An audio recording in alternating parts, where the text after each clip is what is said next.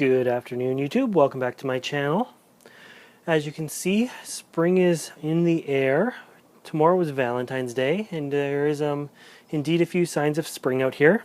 So I just wanted to give you guys an update on my Cypripedium slipper orchids.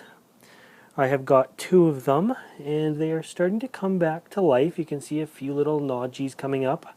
They're breaking their dormancy, at least this one is. I see several points where they're actually breaking through the surface now, so that's a good sign. You can see them too.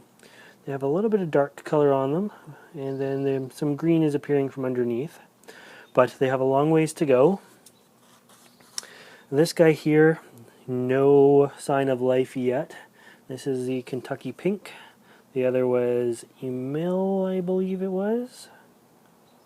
Emil. So anyways, hopefully this one's just a little bit later getting started.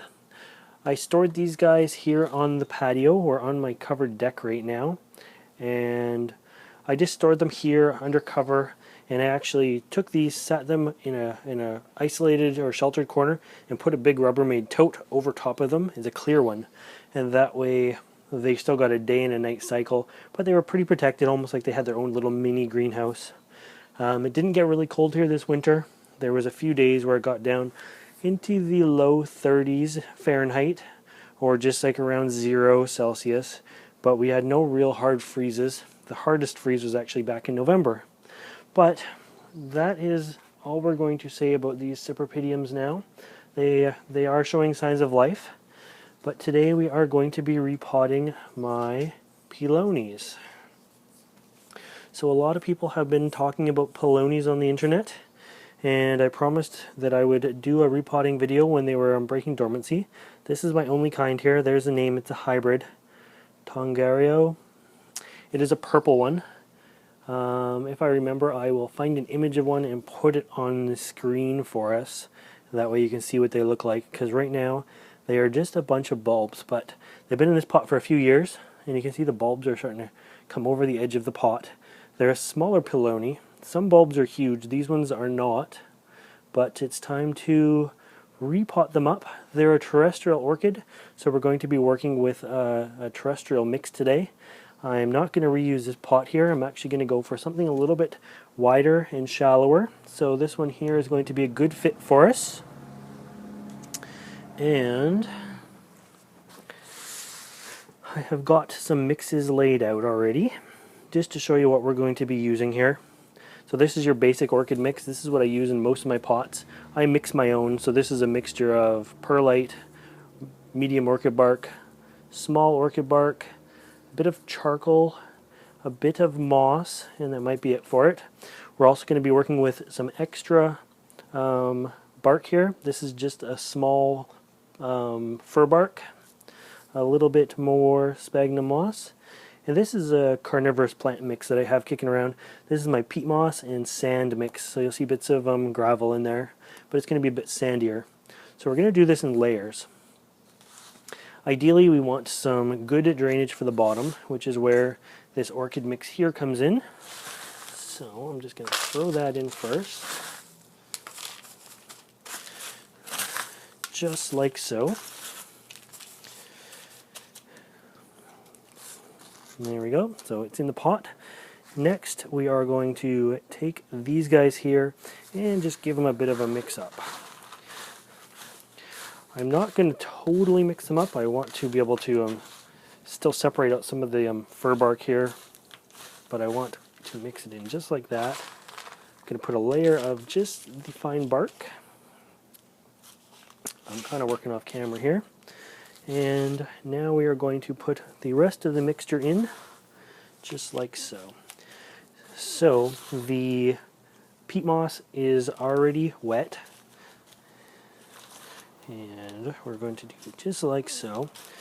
Looks like I'm not going to be using all my mix, but if you notice, I kind of did a transition where we went from bark to peat on the top, and that just gives the terrestrial Pleionies a chance to get their roots in some soil type dirt. And anyways, so that's all I'm going to do for there. I might grab a little bit more bark, or sorry, peat, It's down in a big bucket on the ground below you. I'm just going to do that. And there we go. So now we have a good peat mix. But you can see it's kind of deceiving because it's just peat on top.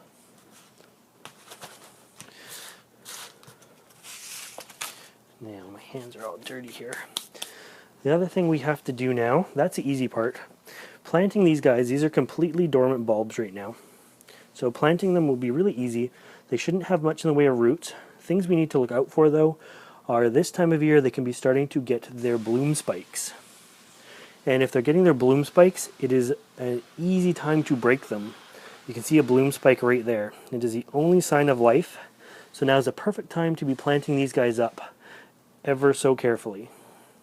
So let's go ahead and divide some of these off. Now they should just pull right out of the pot, just with a little tug. Let's see here. Last year's roots won't be very strong. There's one, it just comes right off. And you can see here, there is the new bloom. So we have to be very careful with this guy because he has his bloom already on him. So I'm going to do a few more like that, just ever so carefully pull them out. That one just came right out. It's starting to rain now, but as you can see, pretty much all of them. I can't really show you on this guy, but you have to take my word for it. Right under here, I can feel there is a spike coming right there again. So again, we want to be really careful with them. And I'm just going to go ahead and continue to pluck out my old Pleione bulbs ever so carefully and lay them out on my workstation here. So there's another one. And there is the tiny, tiny tip of the bloom spike there. See if I can zoom in one last time. There it is. So this is what I'm working with here. So I'm going to go ahead and do that, and then we will finish off together. Okay, only a few seconds has passed here, but I just thought it'd be quicker and easier if I just unpotted it. So I dumped them out of the pot there. You can see my old mix. It looks like bark, mainly bark, and peat moss. And you can see some of the old roots here. Those are they're all dead now. And what we're going to do is we're just going to work on getting the bulbs out. I think it's going to be a little bit more of a job than I thought, but I just wanted to show you out of the pot what it sort of looked like there and what we're going to be working with. And then I'm just going to divide the bulbs off onto ones that are going to bloom this year and ones that aren't going to bloom this year. So anyways, we will be back in a second. Okay, we're back, and since we left it has started raining pretty good, so hopefully you'll still be able to hear me. I was able to remove all the bulbs from the pot. I just want to show you a few examples of different things you're going to find in there. This is the old bulb from previous years. They're garbage. They're a one-time only bloomer, so you can just chuck out anything old that hasn't rotten that you found. On top of the old bulbs, sometimes where the leaf is, they will actually grow like a little kiki bulb or keiki bulb. So there's a bunch of little keiki bulbs. These will take probably a couple of years to flower. They're worth planting up though, but I don't think they're going to flower this year. They're quite tiny. And then most of these guys here should be blooming size. And what we're going to do, I saved the last one for us to do together. I just trimmed them up really carefully. And it was a kind of a tedious job. Let's see if we can get it to focus before I do this. So the lighting's also starting to go because it's getting dark out. But anyways, so there it is. You can see clearly where the spike is going to be. Hopefully you can hear me through the rain. I'm going to cut off these roots. These are last year's roots. They're very dead anyways. I'm going to leave a few stubs on just to anchor the new bulb in the ground.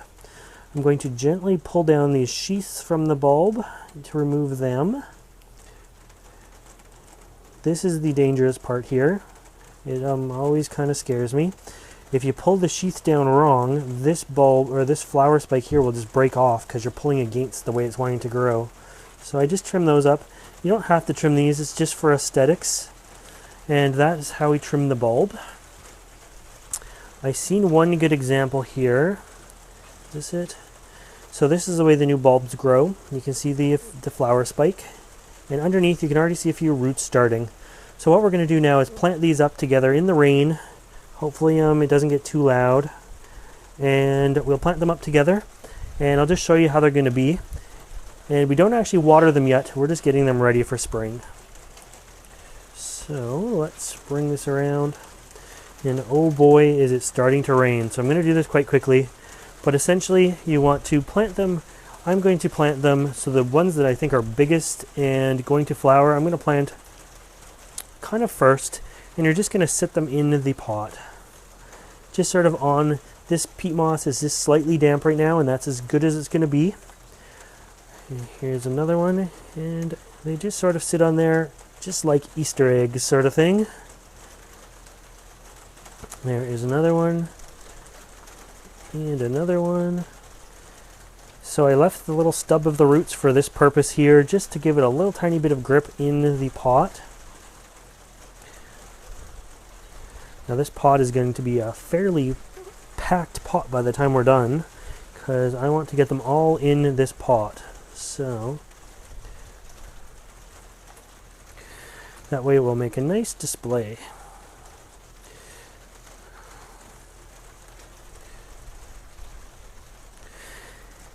The life cycle of the Pleione is kind of interesting. It's definitely for a different video, but these guys are an outside orchid for me. They don't go in the greenhouse. They winter outside, they go dormant, and they stay in the shade in the summertime, basically once they're done blooming. Another tip, make sure, as I say, we don't want to water these guys until the roots are a few inches long, even if the plant is big on the top. So right now this root, this is what counts as a root right now. Can you see that little yellow nubbin on the bottom? There's my root. So that one is probably the biggest root out of all these ones. It's the furthest bulb along, but we're not going to water these guys until all the roots are about 2 to 3 inches deep. How do we know that? Well, you kind of learn that from experience, but it's very deceiving because the plants on the top can be quite big and they'll have very little roots.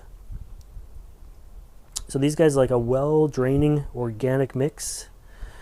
And I'm just gonna finish planting these ones up here. Oh good, it stopped raining for us too, so that's good.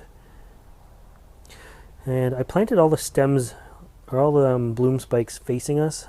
I don't know if that's gonna make or break anything, but there we go. Now I'm getting into the smaller bulbs.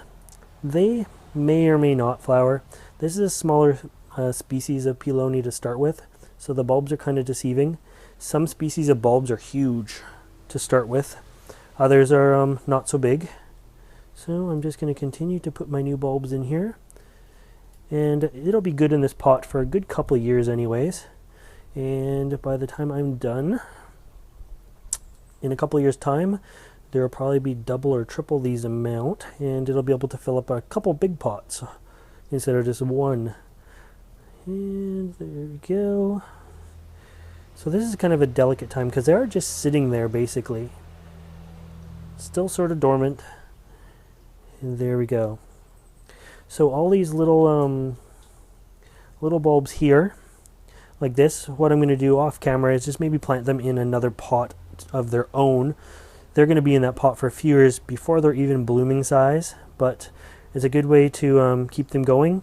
Or you can just keep all the big ones like this, and every year just sort of clean up the big ones.